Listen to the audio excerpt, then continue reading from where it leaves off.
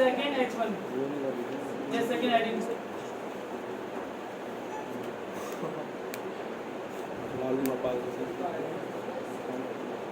खबर में आ रही। जबकि कोड में अगर आप देखो ध्यान से तो कोड के अंदर तो मैंने इसे नॉर्मल लिखा है जिसमें केवल और केवल मैंने फर्स्ट का F कैपिटल बनाया और हेडिंग का H कैपिटल बनाया है, लेकिन आउटपुट मुझे क्या मिल रहा है ऑल कैप्स। किसकी वजह से और कौन से तरीके से? Inline CSS. कौन सा तरीका? तो अगर फोटो क्लिक करना चाहता है राइट नाउ इस टॉपिक के ऊपर अभी कर सकता है, लिखना चाहे अभी लिख सकता है, तो मैं इंटरनेट पे आ रहा हूँ।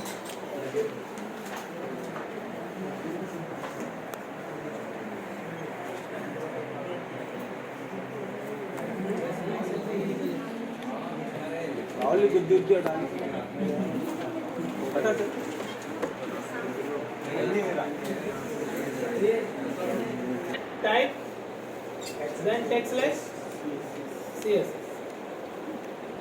मेरी बात मान लो, दोबारा बोलता हूँ, या तो इसे लिखो ही नहीं, या तो इसे लिखो ही नहीं, और अगर इसे लिख रहे हो तो जैसे यहाँ लिखा हुआ है उसमें कोई चेंज नहीं होगा। ठीक है सर। टाइप कैपिटल में लिखा जा सकता है,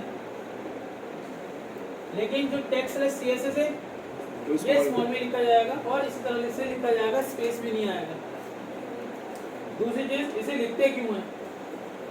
जब एक वेबसाइट बनाई जाती है दो चीज़ों के लिए बनाई जाती है, 2 से 3 चीज़ें उस वेबसाइट का रोल, उस वेबसाइट के काम को जज करती हैं। सबसे कॉमनली जो जज करता है वो होता है यूज़र। मैंने एक वेबसाइट बनाई अपने क्लाइंट के लिए, मेरा क्लाइंट उससे कमाना चाहता है, उसका यूज़ दिखाना चाहता है, इससे दूसरे यूज़र को दिखाकर, तो उसका पहला कंसर्न कौन है? यूज़र। लेकिन वेबसाइट जो रन हो रही है वो कहाँ से रन हो रही है? सर्वर से।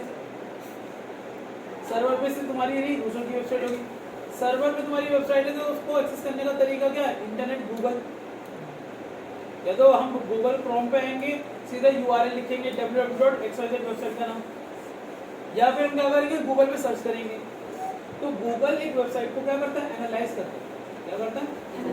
उसे एनालाइज इसलिए करना होता है ताकि वो ये जान सके कि इसकी वेबसाइट में जानकारियाँ क्या है, और फिर वो उन्हीं बातों को अपने पास मेंटेन करता है। तभी उसके लिए आपकी वेबसाइट को सर्च करना क्या हो जाता है? इजी। तो अगर आपने यहाँ पे स्टाइल टैग दिया और स्टाइल टैग के अंदर लिख दिया टाइप बराबर टेक्स्टलेस CSS, तो ये वाली लाइन टाइप बराबर टेक्स्टलेस CSS स्टाइल के बारे में गूगल को बताएगी कि इसके अंदर या तो CSS का कोड है या कुछ XYZ डेटा है। अगर आप ये नहीं लिखते हैं तो गूगल को आप ज़्यादा एनर्जी लगाने में फोर्स कर रहे हो कि भाई तो ज़्यादा एनर्जी लगा कुछ समझ से, और ऐसे केस में क्या हो सकता है? गूगल इस बात को इनकार कर सकता है।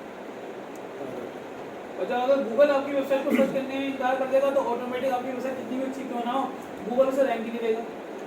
तो पता लगा सबसे अच्छी वेबसाइट है, सबसे ज़्यादा लोग मेरे पास थे, बट मेरी वेबसाइट पहले दूसरे तीसरे नंबर पे क्या 20वें नंबर पे भी नहीं आ रही, क्योंकि गूगल ने कुछ चीज़ें स्पेसिफाई करी हैं और मैं उन चीज़ों को नहीं कर रहा। तो हमें अपनी वेबसाइट को गूगल को पॉइंट ऑफ व्यू से सोचना है। इसलिए ये लाइन अगर हमने लिखी है टाइप बराबर टेक्स्टलेस, आप ही मान के चलो ये कंपल्सरी लाइन है, इसे लिखना है। अगर आप बिगनर हो बच्चे, you can skip this line. अगर आप प्रोफेशनल हो, you will add this line definitely. समझे या समझो? टीचर सबको समझ में आ गया? मैंने कहा कि काम रोक दो और सिर्फ फोकस यहाँ करो। अपनी सिस्टम शट डाउन कर सकते हो आप, क्योंकि मुझे पहले फोकस यहाँ चाहिए सबका। आज मेनली यहाँ फोकस करें सभी लोग। दूसरी बात, इनलाइन CSS में सॉरी इंटरनल CSS में होता क्या? इंटरनल CSS में तरीका ये होता है कि आप पहले एक टैग चुनते हैं जिसपे आपको CSS अप्लाई करनी है, उसे बोला जाता है सिलेक्टर। क्या बोलते हैं? सिलेक्टर। जैसे कि मैंने यहाँ पे चुन लिया H1 को, तो H1 मेरे लिए क्या हो गया? मेरा सिलेक्टर हो गया। क्या हो गया? सिलेक्टर। और मैं इसके लिए CSS प्रॉपर्टी का करना चाहता हूँ यूज। और अगर मैंने यहाँ H1 लिखा तो गाइस यहाँ पे H1 का मतलब है इस पेज पे जितने भी H1, यानी आपने नीचे बॉडी के अंदर कितनी भी H1 से डेटा बनाया हो, कितनी भी हेडिंग्स H1 से दी हो, यहाँ H1 लिखने का मतलब ये होगा कि जो प्रॉपर्टी लिखोगे वो सब पे अप्लाई होगी। इनलाइन CSS क्या कर रहा था? एक प्रॉपर्टी लिखी तो एक हेडिंग में अप्लाई हुई, दूसरी प्रॉपर्टी लिखी तो दूसरी हेडिंग में अप्लाई है, हाँ या ना? Yes sir. लेकिन अब यहाँ पे अगर मैंने कोई भी प्रॉपर्टी लिखी तो वो एक हेडिंग में अप्लाई होगी या पेज में जितनी भी हेडिंग्स होंगी H1 की सब पे अप्लाई होगी? बेटा सब पे अप्लाई। क्या होगी? सब पे अप्लाई होगी। तो अगर मैं यहाँ पर आता हूँ और यहाँ पर आके लिख देता हूँ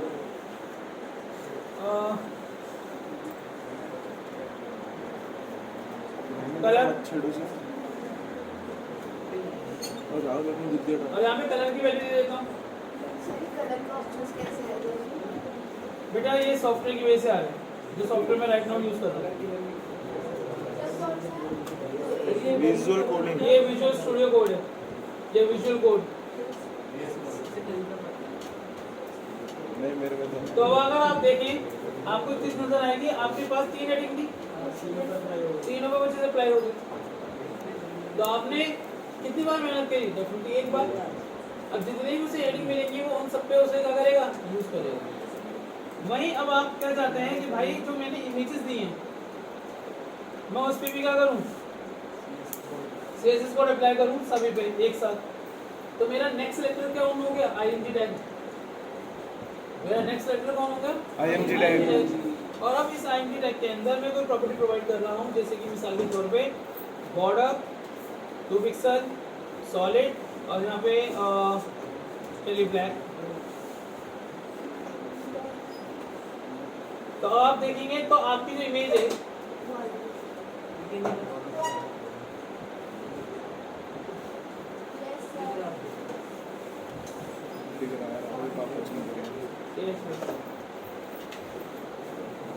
ये हो गया क्या? ये हो गया इंटरनल CSS। क्या हो गया? अब मान के चलो तुमने अपने कोड के अंदर गाइस यहाँ कहाँ पे बेटा?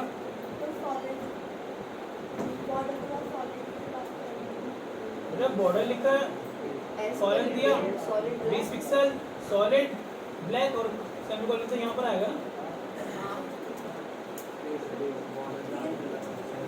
अब सुनो ध्यान से, आपने क्या करा? आपने यहाँ पे एक H2 नाम की हेडिंग बनाई, ध्यान से समझना।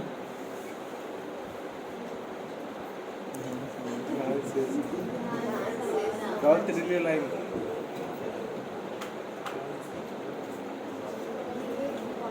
इम्पोर्टेंट है। मैं चाहता हूँ कि ये जो आपने H1 में प्रॉपर्टी यूज करी इंटरनल से, जिससे इसका कलर क्या हो गया, तो मेरे पास जो नेक्स्ट हेडिंग आ रही है, नेक्स्ट हेडिंग जो आ रही है वो H1 से नहीं आ रही, पहले तो ये ध्यान रखो। वो किससे आ रही है? वो आ रही है H2 से।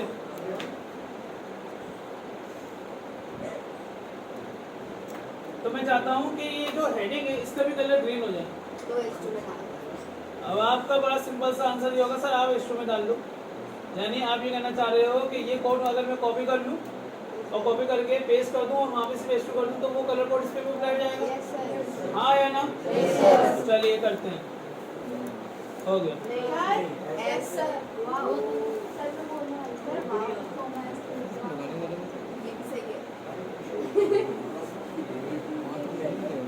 इस बार क्या हुआ?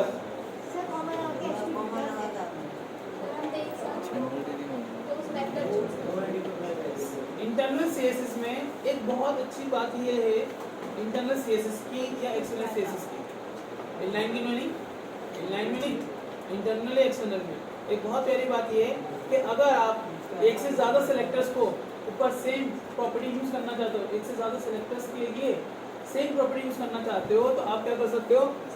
Selector 1 comma selector 2 comma selector 3, ये आपने तरीका लिखा। उसका जो भी आप प्रॉपर्टी ब्लॉक के अंदर दोगे, इस कर्ली ब्रैकेट्स के अंदर, जिसे हम ब्लॉक एरिया बोलते हैं, वो उन दोनों पे, उन तीनों पे, उन चारों पे अप्लाई। ठीक है? तो अगर मैं यहाँ पर अब आता हूँ और यहाँ पर आकर मैं लिख देता हूँ फॉन्ट फैमिली,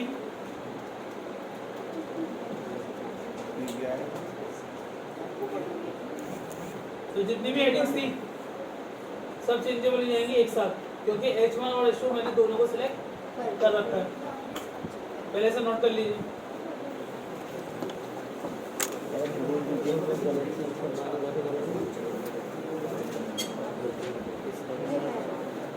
वेडिंग 2000 में कलेक्शन नाम अपने मन तो लक्ष्य लगाया है तो लक्ष्य लगे बेटा ये ध्यान रखना जो आप लोग फोटो क्लिक करते हो ना, इसका सारा वर्क नोटबुक में चाहिए।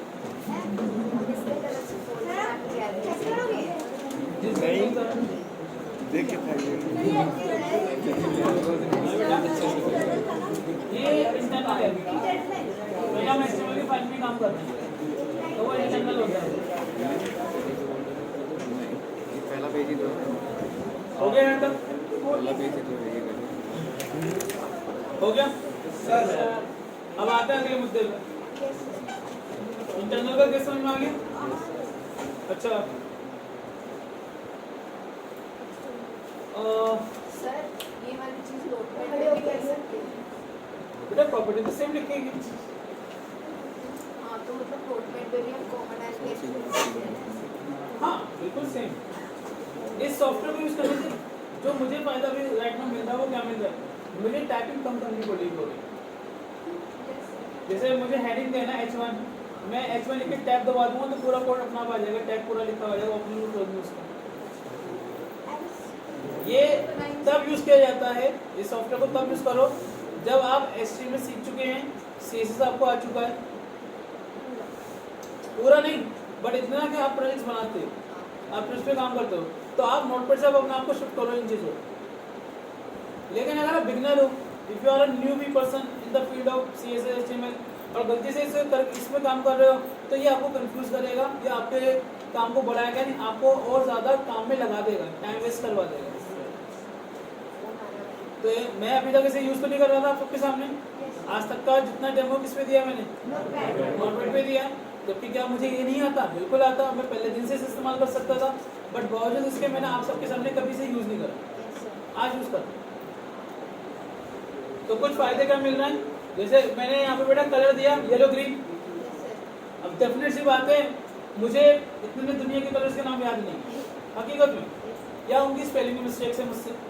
मुझे यहाँ पे फायदा क्या मिल रहा है, जैसे मैं कलर लगा के कॉलम दूंगा बच्चे, कलर लगाकर कलर लिखकर कॉलम दूंगा तो वो कलर की लिस्ट दे देगा मेरे सामने, जिससे मुझे एक फायदा क्या मिल जाएगा कि अगर मुझे किसी कलर कोई कलर पसंद आ रहा है लेकिन नाम ही नहीं पता, मैं कुछ नहीं करूँगा, सिर्फ उस लिस्ट से उस कलर को टिक करूँगा, एंटर करूँगा, ऑटोमेटिक वो कलर एक छोटे से ग्रीन बॉक्स में रिप्रेजेंट होगा। अब यही कोड अगर तुम नोटपैड ओपन कर लेते हो तो बस तुम्हें ये कलरिंग नहीं ऐसी प्रोवाइड नहीं होगी, लेकिन सारा डिटेल तुम्हें प्रोवाइड हो जाएगा। तो इस सॉफ्टवेयर ने जो एडिशनल काम कर रहा है हमें दिखाने के लिए, हमें समझाने के लिए, ठीक है, तो इसे यूज कर सकते हैं, लेकिन शर्त क्या है, आपको आना चाहिए। अगर आपको आता नहीं है, don't waste time on this, ठीक है। अब आते हैं भाई, एक नई फाइल बनाएंगे, कंट्रोल एन करते हैं और यहाँ पे लिखता हूँ मैं CSS, यहाँ पे मैं लिखता हूँ IMG या IMG नहीं सॉरी, यहाँ पे लिखता हूँ पैराग्राफ, हमारा P टैग, और P टैग के अंदर मैं यहाँ पे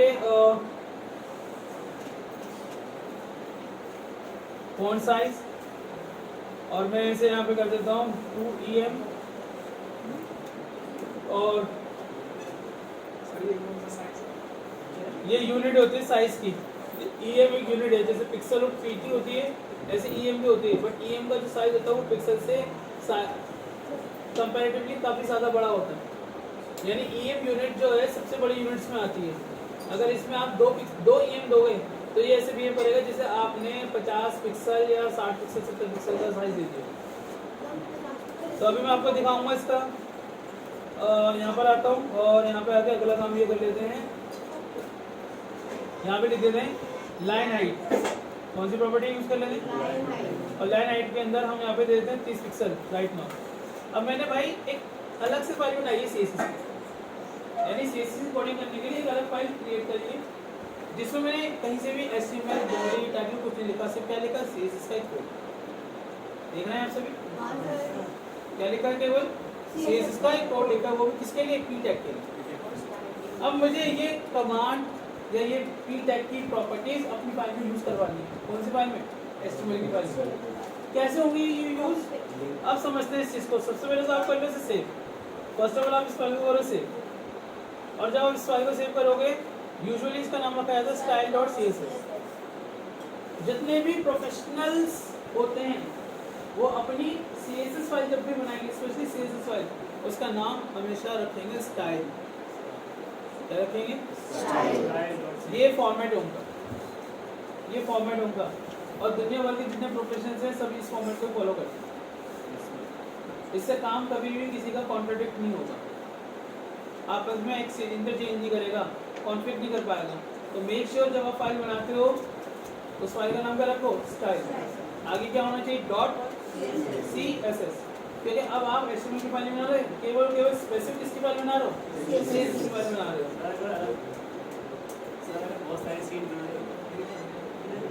यूजुअली होता ये है कि हम अपनी पूरी वेबसाइट के लिए सिर्फ एक ही CSS की फाइल बनाते हैं। यूजुअली होता ही है, चाहे हमारे 10 पेज बने, 15 पेज बने, हम उन सबके लिए काम वहाँ पे करते हैं।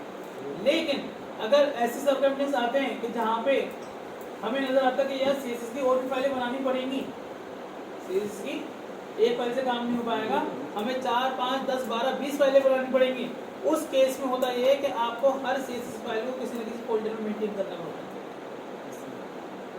क्या, किसी न किसी फोल्डर के अंदर मेंटेन करना पड़ेगा, यानी वो 20 फाइलें एक जगह नहीं हो सकती। आपके एक जगह में 20 फोल्डर होंगे और हर फोल्डर में एक क्या होगी, CSS की फाइल। जैसे आपने बना दिया ONE1 नाम का फोल्डर, TW2 नाम का फोल्डर, 3 नाम का, 4 नाम का, सब में आपने क्या डाल दी, style.css।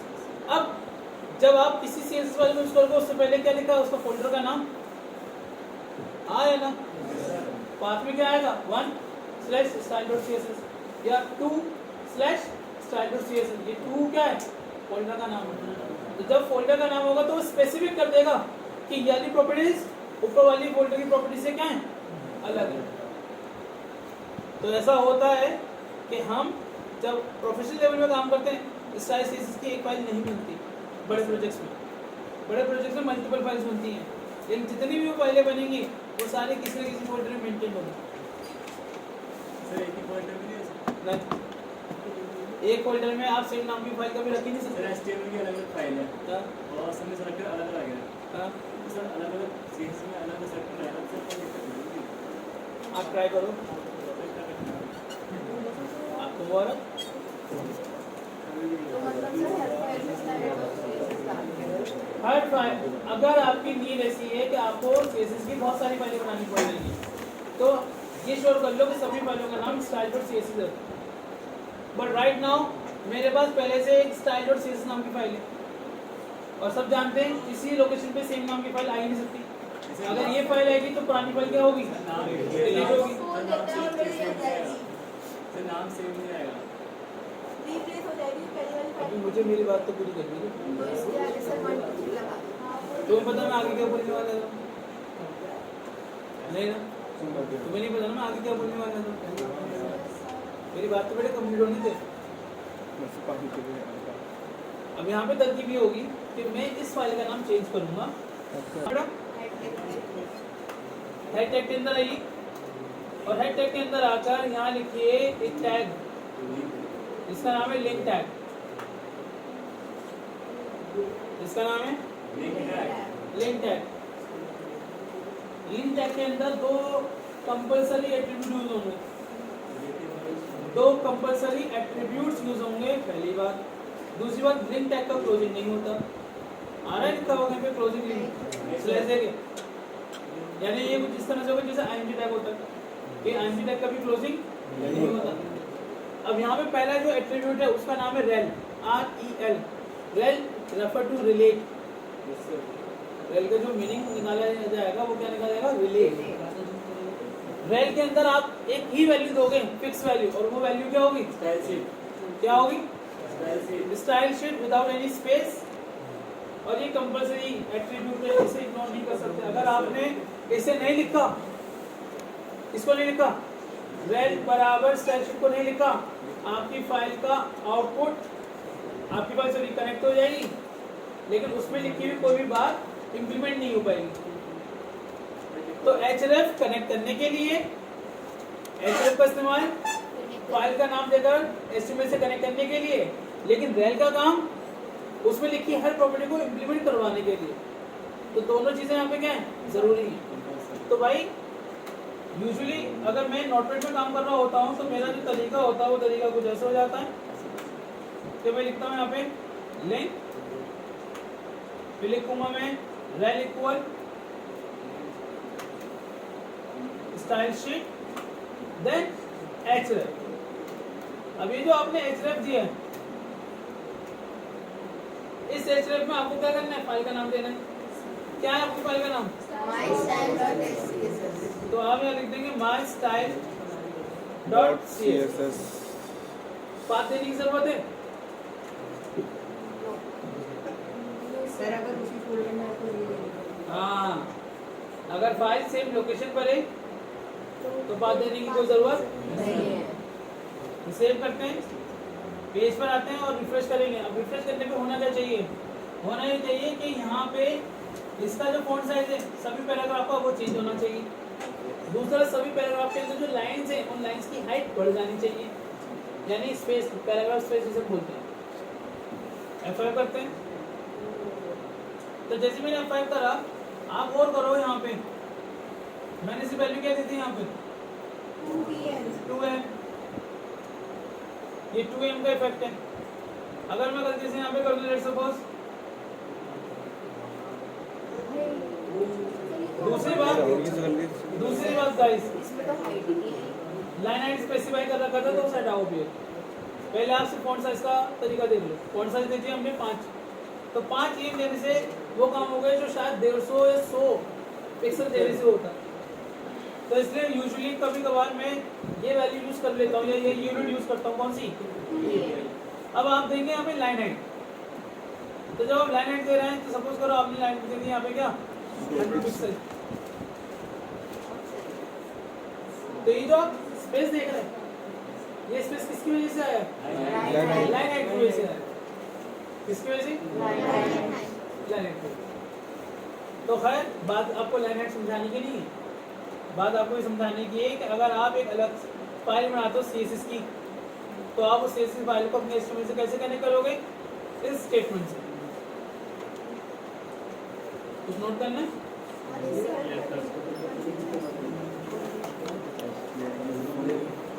तेरा फोन पीछे है।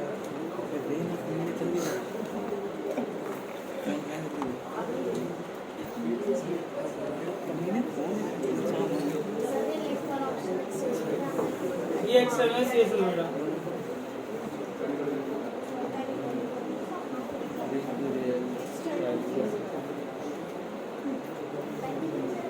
सर वो हाँ, लाइन हाइट वाला कौन सा था? कोड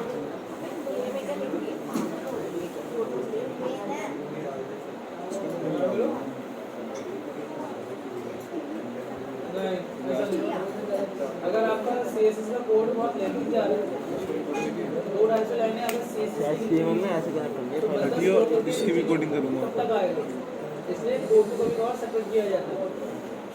इसी की खिले भाई आपका HTML का ही फाइल फॉर्मेट ऐसे हो जाएगा ना, तो अलग-अलग मत लो। की शक्ल देख कितना बड़ा सादा गैंगस्टर लगता है। एक अलमीरा अगर कैसे तेरे पापा है, इसके पापा दाऊद इब्राहिम है। ठीक है, इसी की तेजी।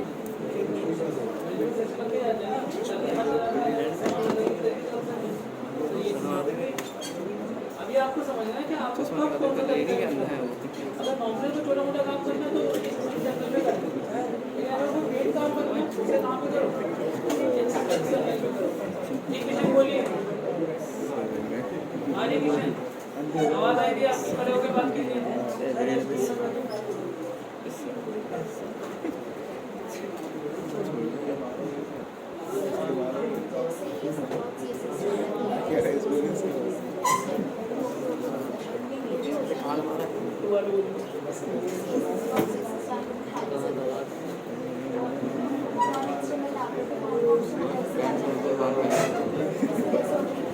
पेट से गली से पिटेगा।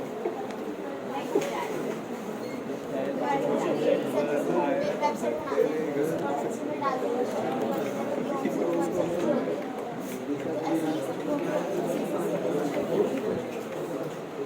ओके गाइस, जरा अब एक छोटी सी बात, यहाँ तक क्लियर हो गया? Yes sir. अगर मैं इस फाइल का कोड देखना चाहूँ, बस समझ नहीं आया बात। ये जो पेज है, इस पेज का अगर मैं कोड चेक करना चाहूँ कि HTML और CSS का कोड यहाँ क्या यूज हुआ है, तो यह एक तरकीब होती है हमारे पास फ्रॉम के अंदर कि आप राइट क्लिक करेंगे और राइट क्लिक करने के बाद व्यू पेज सोर्स, यहाँ पे कंट्रोल यू करेंगे। क्या करेंगे? Control you. तो मैं तो कंट्रोल यू करता हूँ यूजुअली। जैसे मैंने कंट्रोल यू करा, मेरे पास मेरी फाइल का ऑल ओवर डेटा आ गया। जिस डेटा को देखने के लिए मुझे कहाँ पे जाना पड़ता है, नोटपैड के अंदर उसको ओपन करना पड़ता है। मैं उस डेटा को यहाँ पे नहीं देख पा रहा हूँ। जितनी चीज़ें मैंने यूटिलाइज करी, जैसे करी है, वो सब नजर आ रही होंगी आपको। प्लस आपने फाइल का लिंक दिया कौन सी? तो अगर आप इस पे क्लिक कर देते हैं गाइस, अब आप डायरेक्ट क्लिक करो या राइट क्लिक अलग से करके इसे ओपन करो, तो आप सर चेंज नहीं कर सकते ना, बट ये रीडेबल डेटा है, हाँ रीड चेंज ओनली डेटा है। आप इसे देख पा रहे हो, राइट ऑन। आप इसे बदल नहीं सकते। लेकिन ये किसके लिए यूज होता है? ऐसे लोगों के लिए जिन्हें हिंट चाहिए कि इसने अपनी वेबसाइट पे कैसे काम किया। क्लाइंट साइड डेटा, सुन लो ध्यान से बेटा, क्लाइंट साइड डेटा ही विजिबल होता है। अगर बंदे ने ये फाइल CSS की फाइल अगर उसने क्लाइंट के लिए रखी है, क्लाइंट साइड पे रखी है, तो आपके लिए विजिबल हो जाएगी। अगर उसने सर्वर साइड पे यानी PHP के साथ रखी है तो विजिबल नहीं। बट यूजुअली हम देखते हैं कि हाँ चोरी करने हम देख सकते हैं। ठीक है, और कोई सवाल अभी? अब आओ अगले मुद्दे पे, अगली प्रॉपर्टीज पे। Shall we start? आज तीनों तरीके क्लियर हो गए? Inline, internal and external. चलिए अब जरा CSS की एक दो नई प्रॉपर्टीज के ऊपर भी बात करते हैं। ठीक है, देखते हैं क्या है वो प्रॉपर्टीज। सो लिसन गाइस,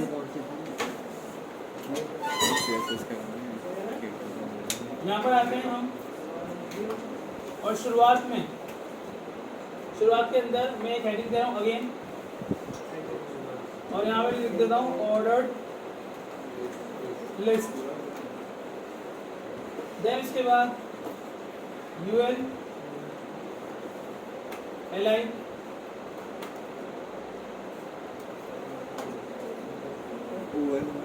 अब यहाँ पे आप जैसे मैंने यहाँ पे लिख दिया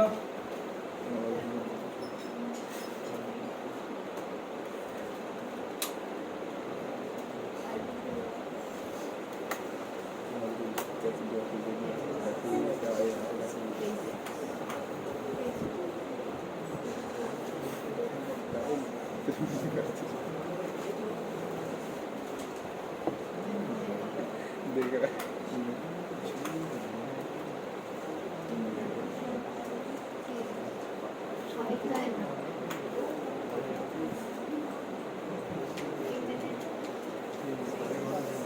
आ जाए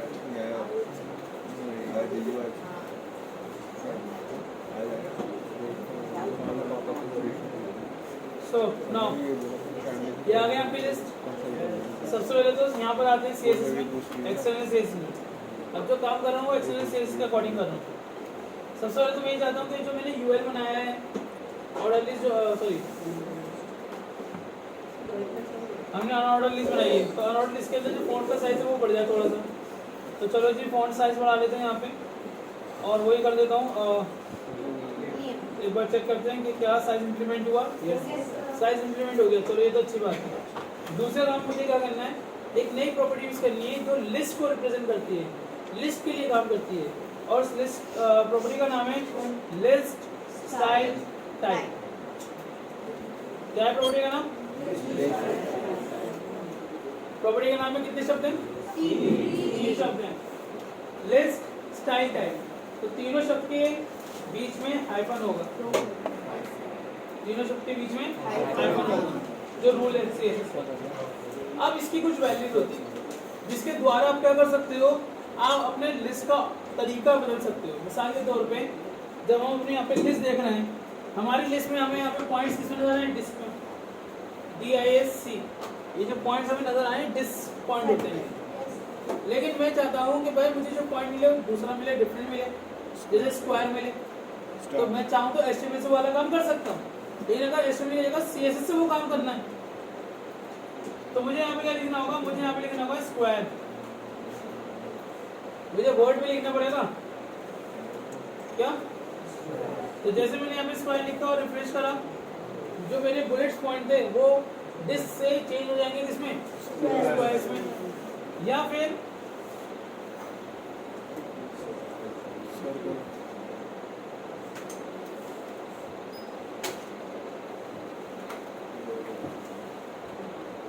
सर्कल्स में चेंज होगा। अब एक काम करते हैं गाइस, दोबारा से लिस्ट बनाते हैं, एक नई, लेकिन अब बनाएंगे अनऑर्डर्ड। इसे करते हैं अनऑर्डर।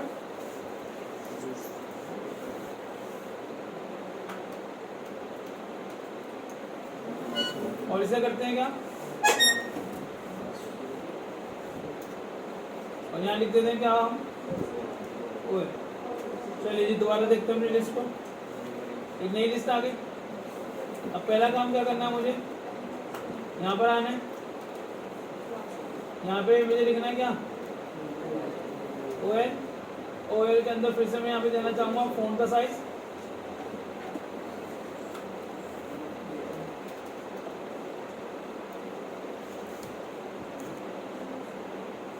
तो चलो आपके लिए यहाँ पे इसे 3 AM कर देता हूँ राइट में।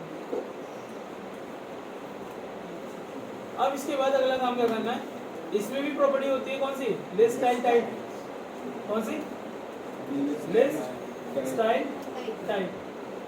और इसके अंदर जो वैल्यू लिखी जाती है वो क्या लिखी जाती है, वो लिखी जाती है लेट्स सपोज अपर अल्फा। अभी आप देख लो आपकी जो लिस्ट आ रही है उसमें बाय डिफॉल्ट 1 2 3 पॉइंट्स आ रहे हैं, अपना आप आ रहे हैं ना, ये मैंने फोर्स करा HTML को ब्राउजर को, अपना आप आ रहा है, ये डिफॉल्ट वैल्यूज है इसकी, इन्हें हम CSS में बोलते हैं डेसिमल। CSS के अंदर इन पॉइंट वैल्यूज को हम नाम देते हैं डेसिमल। क्या नाम देते हैं, डेसिमल। यानी अगर मुझे ये वैल्यू चाहिए तो मैं डेसिमल लिखूंगा लिस्ट टाइप टैब के आगे, लेकिन मुझे वहाँ पे डेसिमल नहीं चाहिए, मुझे वहाँ पे चाहिए अल्फाबेटिकल ऑर्डर के अंदर डेटा ABC के, इसमें ABC के, तो वहाँ पे एक वैल्यू फिक्स की जाएगी अपर अल्फा, ये फिक्स वैल्यू है, मैंने अपनी मर्जी से लिखी, CSS ने खुद प्रोवाइड करनी है मेरी वैल्यूज। तो आप क्या लिख रहे हैं, अपर अल्फा। अब एक काम करिए, रिफ्रेश करिए, पहले सेव कर दीजिए यहाँ पे, फिर यहाँ पर आकर एक बार रिफ्रेश कीजिए। तो जैसे आपने रिफ्रेश करा, आप एक चीज़ और कर रहे हैं कि यहाँ पे जो डेटा आपके पास आ रहा है वो किसमें आ रहा है, अल्फाबेट्स में आ रहा है। या फिर एक काम कीजिए, आप यहाँ पे कर दीजिए अपर रोमन, तो रोमन काउंटिंग आ जाएगी आपके पास यहाँ पे। और एक काम और कर लेता हूँ, यहाँ साइज में थोड़ा घटा लेता हूँ, ये ज़्यादा बड़ा हो गया।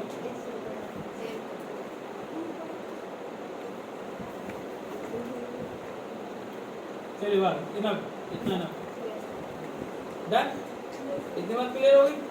दूसरी बात, अगर इसमें अपर रोमन है, अपर अल्फा है, तो डेफिनेटली इसके अंदर लोअर रोमन भी है, लोअर अल्फा भी है। और आप लोग गलती कर रहे हो कि आप देख जरूर रहे हो लेकिन लिख कोई नहीं रहे इन वैल्यूज को, कि जैसे कि आपको लग रहा है कि सारी वैल्यूज लिखी हुई है सामने, क्योंकि मैं तो एक प्रॉपर्टी के अंदर वैल्यूज बार बार चेंज कर रहा हूँ, आप लिख रहे हो उस चीज़ को। इसमें सर लिस्ट हाइट भी लग सकता है, जैसे पहले की लाइन हाइट लगाया, जो प्रॉपर्टी होगी वो यूज करूँगा। सर नंबर के लिए क्या लिखते हैं, डेसिमल।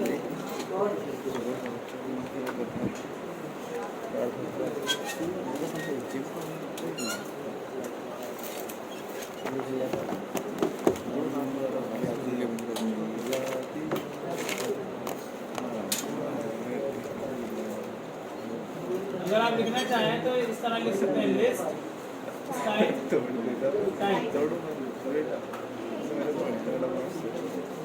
डेसिमल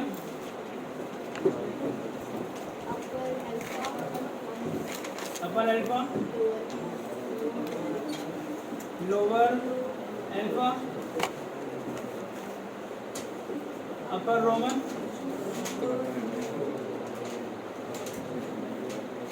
लोअर रोमन और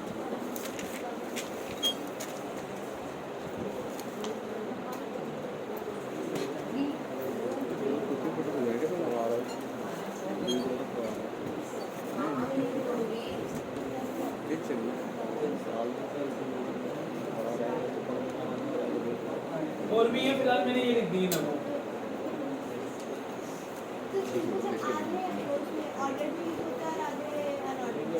ऊपर वाले जो है ये ऑर्डर लिस्ट के लिए बेटा, ऑर्डर लिस्ट 1 2 3 ABC रोमन, और नीचे वाले जो है प्रॉपर्टीज ये अनऑर्डर के लिए यूज होती है।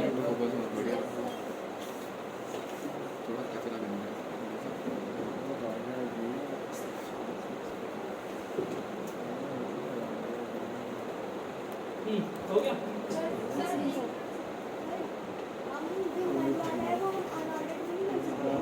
अभी आ जाओ, just अभी आ जाओ, अभी आ जाओ।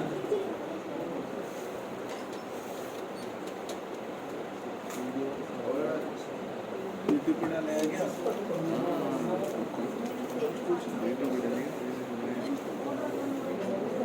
यूएल और ओएल में डिफरेंस क्या है? अनऑर्डर लिस्ट निकल गया ना से। यूएल का मतलब होता है अनऑर्डर लिस्ट। दैट मीन्स अगर आप अपने वेबसाइट के अंदर लिस्ट के पॉइंट देना चाह रहे हैं बट आप कंसर्न नहीं है उसकी ऑर्डरिंग से, किसी इंसान ने आपसे कहा यार कोई भी 5 चीज़ों के नाम बता, कोई भी 5 चीज़ों के नाम, तो आपको सोचना नहीं पड़ा जो आपकी जमा पे आ रहा है वो नाम दे रहे हैं, तो वहाँ पे आपने अनऑर्डर फॉलो करा तरीका। आपने 5 चीज़ें बताई, लेकिन क्या आपके दिमाग में पहले सो फिक्स करा कि यही पहला नाम है? नहीं, आपने बोल दिया। लेकिन आप सपोज करो किसी साइंटिफिक फॉर्मूले की इक्वेशन लिख रहे हो पॉइंट्स की फॉर्म में, तो उसके बहुत सारे प्रोसेस होंगे। जब तक पहला प्रोसेस डन नहीं होगा क्या सेकंड प्रोसेस डन हो जाएगा? क्या थर्ड प्रोसेस डन हो जाएगा? नहीं। तो वहाँ पे अगर आपको पॉइंट बताने तो आप बताओगे ऑर्डर लिस्ट से, जिसमें 1 का मतलब ये है कि सभी को पहला ही पॉइंट सबसे पहले क्या करना है? फॉलो। फिर 2 का मतलब क्या है? अब सबको ये वाला पॉइंट करना है। फिर 3 का मतलब क्या है? अब सबको ये वाला पॉइंट फॉलो करना है। तो जहाँ बात ऑर्डर में आ गई आपको नंबर 1 से लेके ही चलना है, और जहाँ अनऑर्डर आ गई इट डजंट मैटर कि पहले क्या, जस्ट फॉलो इट। आगे बढ़े। सबसे लास्ट वाली प्रॉपर्टी देखिए। नहीं, अपर ग्रीन नहीं।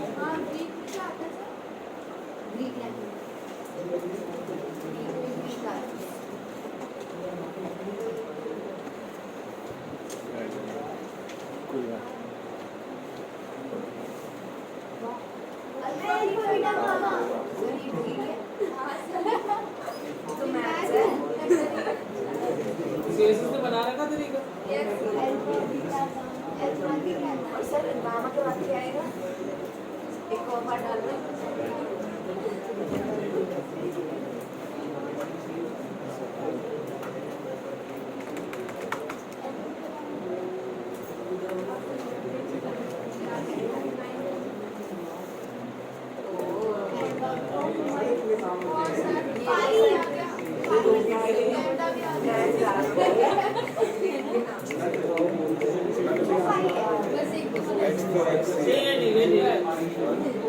हमारे लिए एक सेकंड बात नहीं है।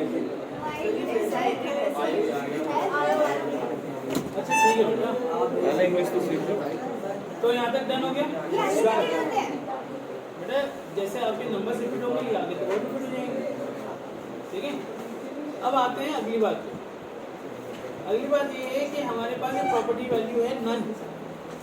नन का इस्तेमाल आपको तब करना है जब आपको डेटा लिस्ट फॉर्म में तो रखना है, लेकिन उसके पॉइंट्स भी चाहिए, ना नंबर्स में ना स्क्वायर्स में, किसी भी चीज़ में। तो आप क्या करोगे इन दैट केसेस? अजीत आप यहाँ पर आओगे और यहाँ पर आके आप लिख दोगे NONE नन। जैसे आपने लिखा नन, आपके नन लिखते ही जो आउटपुट होगा वो अब बिना पॉइंट से कन्वर्ट हो जाएगा। जो आउटपुट है वो आपका बिना किसी पॉइंट के कन्वर्ट हो गया। तो समटाइम लोग इस तरह से भी लिस्ट बनाते हैं, लेकिन वो नहीं चाहते कि उससे पहले पॉइंट आए, ABC की फॉर्म में, 1 2 3 की फॉर्म में, स्क्वायर की फॉर्म में, बुलेट्स की फॉर्म में, कुछ भी नहीं चाहते। तो वो क्या करेंगे, वो नल का यूज करेंगे। किसका? अच्छा, एक प्रॉपर्टी मुझसे रह गई, वो भी मैं प्रॉपर्टी वैल्यू रह गई, वो भी मैं डन कर देता हूँ।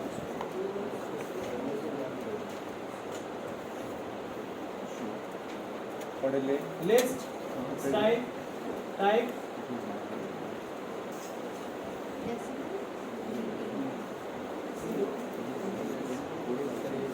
एक तो हमारी वैल्यू होती है कौन सी, डेसिमल। एक और वैल्यू होती है हमारी डेसिमल लीडिंग जीरो। अब आते हैं, पहले एक बार देख लेते हैं कि कैसे होती है ये वैल्यू। सबसे पहले आपके सामने मैं लिखूंगा क्या, डेसिमल। ये लिस्ट आ गई आपके यहाँ पे, यूजुअली जैसे आती है वैसे आएगी। अब यहाँ पे क्या होगा,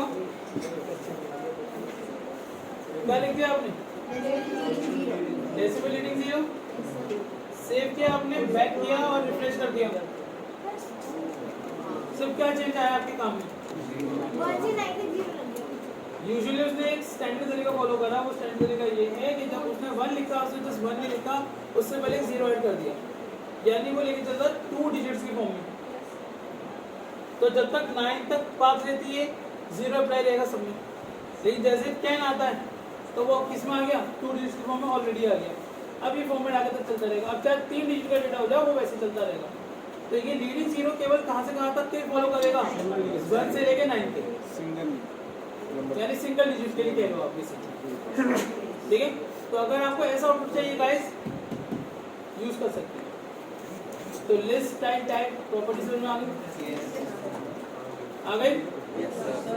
अब आते हैं नेक्स्ट प्रॉपर्टी पे।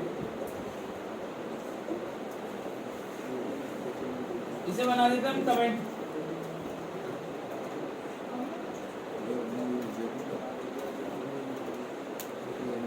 अब कमेंट से क्या होगा, ये CSS प्रॉपर्टी लिखी तो होगी कोड में, बट ब्राउजर इसको अंडरस्टैंड नहीं करेगा, ब्राउजर इसे एग्जीक्यूट नहीं करेगा।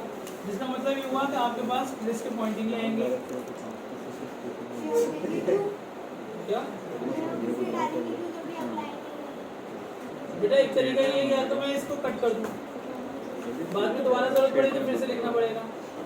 एक तरीका ये कि अभी मैं कुछ पल के लिए इसे क्या कर दूं, इनएक्टिव कर दूं। तो इनएक्टिव करने के लिए आपने इसमें CSS कमेंट का इस्तेमाल करा। इसका इस्तेमाल करा, दैट मीन्स आपने क्या करा, आपने /* लिखा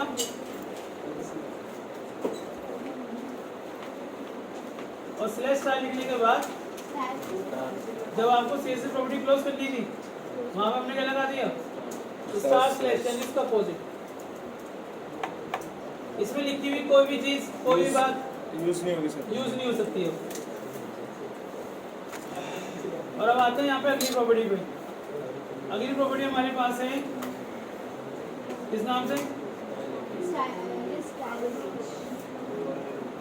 लिस्ट स्टाइल इमेज।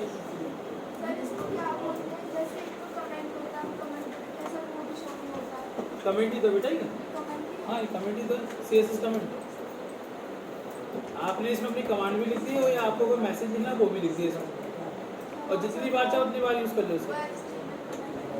HTML का कमेंट यूज होगा बॉडी टैग के अंदर, हेड टैग के अंदर, लेकिन जहाँ CSS लिखी गई होगी जिस फाइल के अंदर, वहाँ पे CSS कमेंट का इस्तेमाल होगा।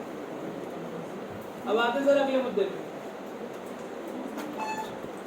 बहुत सारे बच्चे शुरुआत में मुझसे एक सवाल पूछ रहे थे कि सर जो हम पॉइंट्स दे रहे हैं 1 2 3 ये बुलेट्स दे रहे हैं, सर क्या हम यहाँ पे कोई इमेज नहीं दे सकते कि हमारी इमेज पॉइंट के रूप में आए?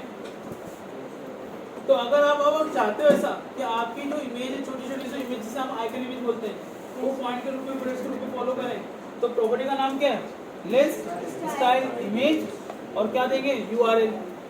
अब इस URL के अंदर आपको एक इमेज का नाम देना है। तो पहले मैं अपने फोल्डर में चला जाता हूँ, और मेरे फोल्डर में यहाँ पे 3 आइकन इमेजेस मैंने डाउनलोड कर रखी हैं। एक तो ये आइकन इमेज है, आइकन इमेज का मतलब बेटा साइज में सबसे छोटा होता है। It's not a dot, it's a ball. एक इमेज है, एक इमेज है। नहीं राहुल है। सब जैसे से उसको देखेंगे तो ये डॉट्स की लगेगी। डॉट तो बिल्कुल भी नहीं लगा भाई। कभी ऐसे इंसान को देखा आप लोगों ने कि 10 लोग खाना बैठ के बना रहे हैं सपोज करो, और वो सिर्फ देख रहा है, उसे खाना आता भी नहीं है, लेकिन जब वो सलाह देगा, मशवरा देगा, तो ऐसे देगा कि उससे एक्सपर्ट उस कमरे के अंदर देगा।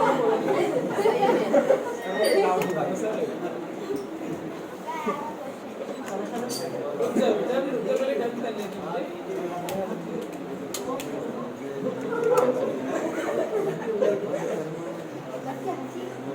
ये लिख दिया आपने इमेज का नाम, सेव करते हैं, बैक करते हैं और एक बार रिफ्रेश करते हैं।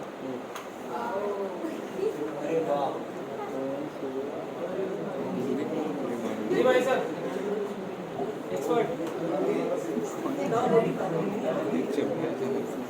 आइकन इमेज लेने का रीजन ही यही है कि आइकन इमेज अपने आप में सबसे स्मॉलेस्ट इमेजेस होती हैं, क्योंकि अगर आप यहाँ पे ब्राउजर में देखेंगे, यहाँ पे एक लोग की इमेज नजर आ रही है, ये भी आइकन इमेज है। अगर मैंने यहाँ पे गूगल को ओपन कर रखा तो यहाँ पे गूगल की छोटी सी इमेज आ रही है, वो भी आइकन इमेज है। तो हम यहाँ पे यूज जो कर सकते हैं बेटा, कौन सी इमेज कर सकते हैं? आइकन। अब आप चाहे ये यूज करें या फिर आप सर वो दिखाना कोडिंग।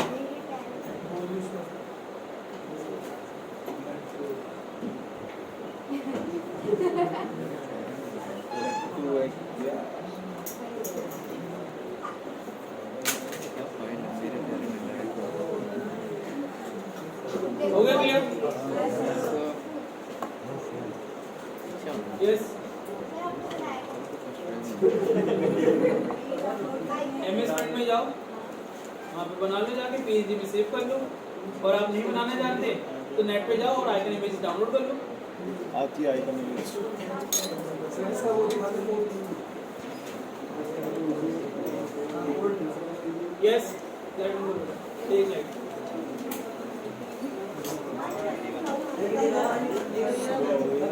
दोबारा। हाँ भाई पूछो बेटा, खड़े होके पूछो। एक साथ मतलब एक ही लिंक के अंदर अलग-अलग फोटो लाना सकते हैं। ऐसा करने के लिए दूसरा तरीका अपनाना पड़ेगा। सीएसएस को लूट लो। उसमें आईडी है, क्लास का कॉन्सेप्ट यूज करना पड़ेगा, तब वो होगा।